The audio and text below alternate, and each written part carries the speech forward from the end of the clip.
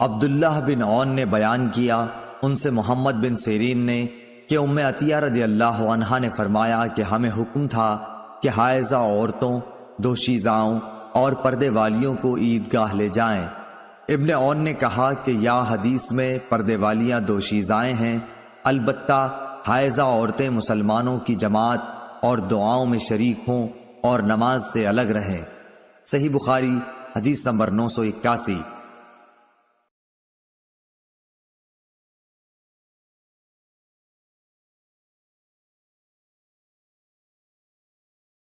کثیر بن مرقد نے نافع سے بیان کیا، ان سے ابن عمر رضی اللہ عنہ نے کہ نبی کریم صلی اللہ علیہ وسلم عیدگاہی میں نہر اور ذبح کیا کرتے۔ صحیح بخاری حدیث نمبر 982۔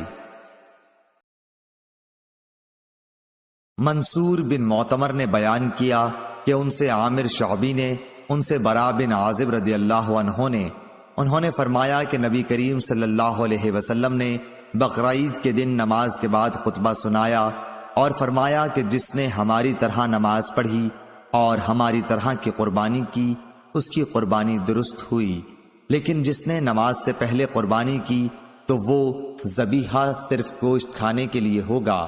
اس پر ابو بردہ بن نیار نے عرض کیا کہ یا رسول اللہ صلی اللہ علیہ وسلم، قسم اللہ کی میں نے تو نماز کے لیے آنے سے پہلے قربانی کر لی، میں نے یہ سمجھا کہ آج کا دن کھانے پینے کا دن ہے، اسی لیے میں نے جلدی کی اور خود بھی کھایا اور گھر والوں کو اور پڑوسیوں کو بھی کھلایا۔ رسول اللہ صلی اللہ علیہ وسلم نے فرمایا کہ بہرحال یہ گوشت کھانے کا ہوا، قربانی نہیں۔ انہوں نے عرض کیا کہ میرے پاس ایک بکری کا سال بھر کا بچہ ہے، وہ 2 بکریوں کے گوشت سے زیادہ بہتر ہے، کیا میری طرف سے اس کی قربانی درست ہوگی؟ آپ نے فرمایا کہ ہاں، مگر تمہارے بعد کسی کی طرف سے ایسے بچے کی قربانی کافی نہ ہوگی۔ صحیح بخاری حدیث نمبر 983۔ حامد بن عمر نے بیان کیا، ان سے حماد بن زید نے، ان سے ایوب سختیانی نے، ان سے محمد نے، ان سے حضرت انس بن مالک رضی اللہ عنہ نے کہا کہ رسول اللہ صلی اللہ علیہ وسلم نے بقرعید کے دن نماز پڑھ کر خطبہ دیا۔ آپ صلی اللہ علیہ وسلم نے فرمایا کہ جس شخص نے نماز سے پہلے جانور ذبح کر لیا اسے دوبارہ قربانی کرنی ہوگی۔ اس پر انصار میں سے ایک صاحب اٹھے کہ یا رسول اللہ، میرے کچھ غریب بھوکے پڑوسی ہیں، یا یوں کہا وہ محتاج ہیں، اس لیے میں نے نماز سے پہلے ذبح کر دیا، البتہ میرے پاس 1 سال کی ایک پٹھیا ہے جو 2 بکریوں کے گوشت سے بھی زیادہ مجھے پسند ہے۔ آپ صلی اللہ علیہ وسلم نے انہیں اجازت دے دی۔ صحیح بخاری حدیث نمبر 984۔ شعبہ نے بیان کیا، ان سے اسود بن قیس نے، ان سے جندب نے، انہوں نے فرمایا کہ نبی کریم صلی اللہ علیہ وسلم نے بقرعید کے دن نماز پڑھنے کے بعد خطبہ دیا، پھر قربانی کی۔ آپ صلی اللہ علیہ وسلم نے فرمایا کہ جس نے نماز سے پہلے ذبح کر لیا ہو تو اسے دوسرا جانور بدلے میں قربانی کرنا چاہیے، اور جس نے نماز سے پہلے ذبح نہ کیا ہو وہ اللہ کے نام پر ذبح کرے۔ صحیح بخاری حدیث نمبر 985۔ ابو طمیلہ یحییٰ بن واضح نے خبر دی، انہیں فلیج بن سلیمان نے، انہیں سعید بن حارث نے، انہیں جابر رضی اللہ عنہ نے کہ نبی کریم صلی اللہ علیہ وسلم عید کے دن ایک راستے سے جاتے، پھر دوسرا راستہ بدل کر آتے۔ اس روایت کی مطابقت یونس بن محمد نے فلیح سے کی، ان سے سعید نے، اور ان سے ابو ہریرہ رضی اللہ تعالی عنہ نے بیان کیا، لیکن جابر کی روایت زیادہ صحیح ہے۔ صحیح بخاری حدیث نمبر 986۔ لیث بن سعد نے بیان کیا، ان سے عقیل نے، ان سے ابن شہاب نے، ان سے عروہ نے، ان سے حضرت عائشہ رضی اللہ عنہا نے کہا ابو بکر رضی اللہ عنہ ان کے یہاں منا کے دنوں میں تشریف لائے، اس وقت گھر میں 2 لڑکیاں دف بجا رہی تھیں اور بعاث کی لڑائی کی نظمیں گا رہی تھیں۔ نبی کریم صلی اللہ علیہ وسلم چہرے مبارک پر کپڑا ڈالے ہوئے تشریف فرما تھے۔ ابو بکر رضی اللہ عنہ نے ان دونوں کو ڈانٹا۔ اس پر آپ صلی اللہ علیہ وسلم نے چہرہ مبارک سے کپڑا ہٹا کر فرمایا کہ ابو بکر جانے بھی دو، یہ عید کے دن ہے اور وہ بھی منا میں۔ صحیح بخاری حدیث نمبر 987۔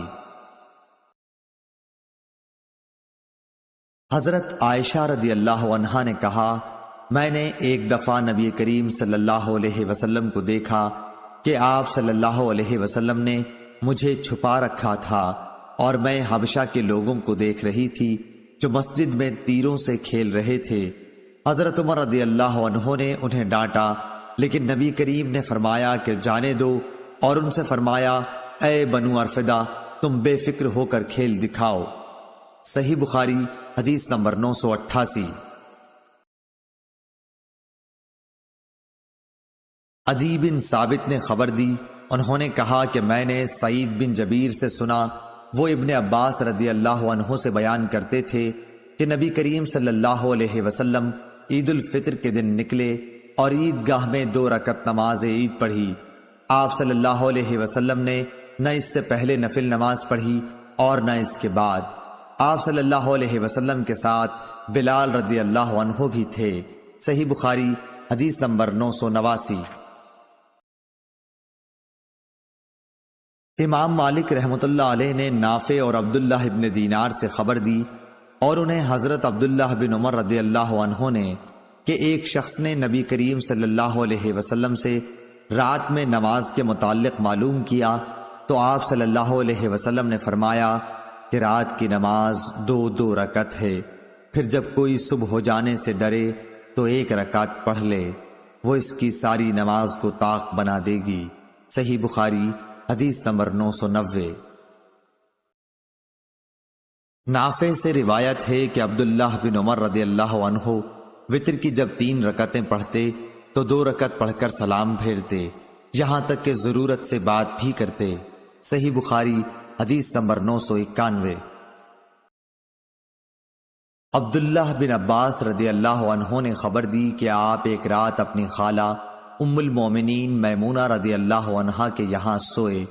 آپ رضی اللہ تعالی عنہ نے کہا کہ میں بستر کے عرض میں لیٹ گیا اور رسول اللہ صلی اللہ علیہ وسلم اور آپ صلی اللہ علیہ وسلم کی بیوی لمبائی میں لیٹیں۔ آپ صلی اللہ علیہ وسلم سو گئے۔ جب آدھی رات گزر گئی یا اس کے لگ بھگ تو آپ صلی اللہ علیہ وسلم بیدار ہوئے۔ نیند کے اثر کو چہرے مبارک پر ہاتھ پھیر کر آپ نے دور کیا۔ اس کے بعد آل عمران کی 10 آیتیں پڑھیں۔ پھر ایک پرانی مشک پانی کی بھری ہوئی لٹک رہی تھی۔ آپ صلی اللہ علیہ وسلم اس کے پاس گئے اور اچھی طرح وضو کیا اور نماز کے لیے کھڑے ہو گئے۔ میں نے بھی ایسا ہی کیا۔ آپ صلی اللہ علیہ وسلم پیار سے اپنا داہنا ہاتھ میرے سر رکھ کر اور میرا کان پکڑ کر اسے ملنے لگے۔ پھر آپ صلی اللہ علیہ وسلم نے 2 رکعت نماز پڑھی، پھر 2 رکعت، پھر 2 رکعت، پھر 2 رکعت، پھر 2 رکعت، پھر 2 رکعت، سب 12 رکعتیں، پھر 1 رکعت وتر پڑھ کر آپ لیٹ گئے، یہاں تک کہ مؤذن صبح صادق کی اطلاع دینے آیا تو آپ صلی اللہ علیہ وسلم نے پھر کھڑے ہو کر 2 رکعت سنت نماز پڑھی، پھر باہر تشریف لائے اور صبح کی نماز پڑھائی۔ صحیح بخاری حدیث نمبر 992۔ عمرو بن حارث نے خبر دی، ان سے عبد الرحمن بن قاسم نے اپنے باپ قاسم سے بیان کیا اور ان سے حضرت عبداللہ بن عمر رضی اللہ عنہ نے بیان کیا کہ رسول اللہ صلی اللہ علیہ وسلم نے فرمایا، رات کی نمازیں 2 رکعتیں ہیں، اور جب تو ختم کرنا چاہے تو 1 رکعت وتر پڑھ لے، جو ساری نماز کو طاق بنا دے گی۔ قاسم بن محمد نے بیان کیا کہ ہم نے بہت سوں کو 3 رکعت وتر پڑھتے بھی پایا ہے، اور 3 یا 1 سب جائز ہیں، اور مجھ کو امید ہے کہ کسی میں قباحت نہ ہوگی۔ صحیح بخاری حدیث نمبر 993۔ عروہ بن زبیر نے بیان کیا کہ حضرت عائشہ رضی اللہ عنہا نے انہیں خبر دی کہ رسول اللہ صلی اللہ علیہ وسلم 11 رکعتیں وتر اور تہجد کی پڑھتے تھے۔ آپ صلی اللہ علیہ وسلم کی یہی نماز تھی، مراد ان کی رات کی نماز تھی۔ آپ کا سجدہ ان رکعتوں میں اتنا لمبا ہوتا تھا کہ سر اٹھانے سے پہلے تم میں سے کوئی شخص بھی 50 آیتیں پڑھ سکتا، اور فجر کی نماز فرض سے پہلے آپ سنت 2 رکعتیں پڑھتے تھے۔ اس کے بعد ذرا دیر داہنے پہلو پر لیٹے رہتے، یہاں تک کہ مؤذن بلانے کے لیے آپ کے پاس آتا۔ صحیح بخاری حدیث نمبر 994۔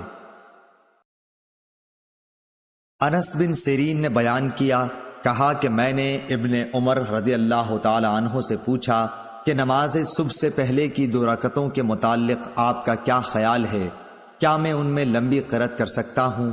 انہوں نے فرمایا کہ نبی کریم صلی اللہ علیہ وسلم تو رات کی نماز تہجد 2 رکعت کر کے پڑھتے تھے، پھر 1 رکعت پڑھ کر ان کو طاق بنا لیتے، اور صبح کی نماز سے پہلے کی 2 رکعتیں سنت فجر تو اس طرح پڑھتے گویا اذان اقامت کی آواز آپ کے کان میں پڑ رہی ہے۔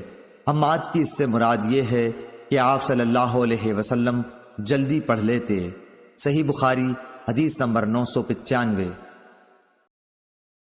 اعمش نے بیان کیا، کہا کہ مجھ سے مسلم بن کیسان نے بیان کیا، ان سے مسروق نے، ان سے حضرت عائشہ رضی اللہ عنہا نے فرمایا کہ رسول اللہ صلی اللہ علیہ وسلم نے رات کے ہر حصے میں بھی وتر پڑھا ہے، اور اخیر میں آپ کا وتر صبح کے قریب پہنچا۔ صحیح بخاری حدیث نمبر 996۔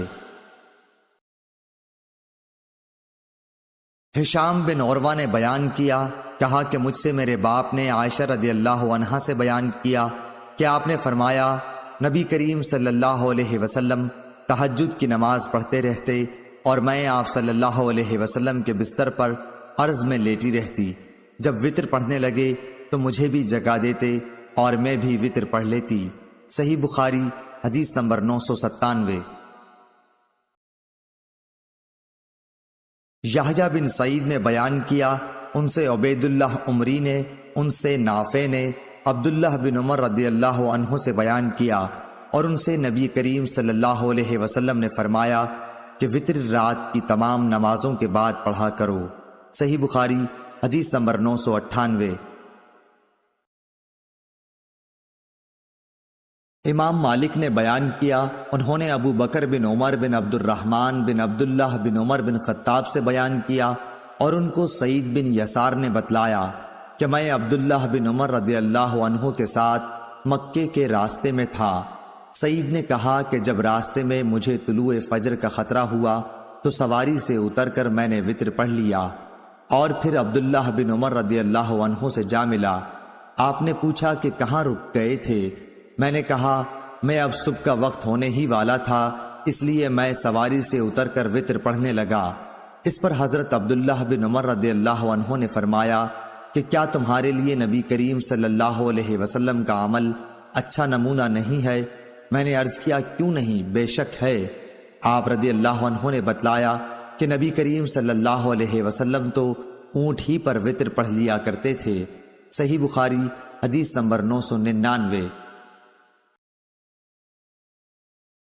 جویریہ بن اسما نے بیان کیا، ان سے نافع نے اور ان سے عبداللہ بن عمر رضی اللہ عنہ نے کہ نبی کریم صلی اللہ علیہ وسلم سفر میں اپنی سواری ہی پر رات کی نماز اشاروں سے پڑھ لیتے تھے، خواہ سواری کا رخ کسی طرف ہو جاتا، آپ صلی اللہ علیہ وسلم اشاروں سے پڑھتے رہتے، مگر فرائض اس طرح نہیں پڑھتے تھے، اور وتر اپنی اونٹنی پر پڑھ لیتے۔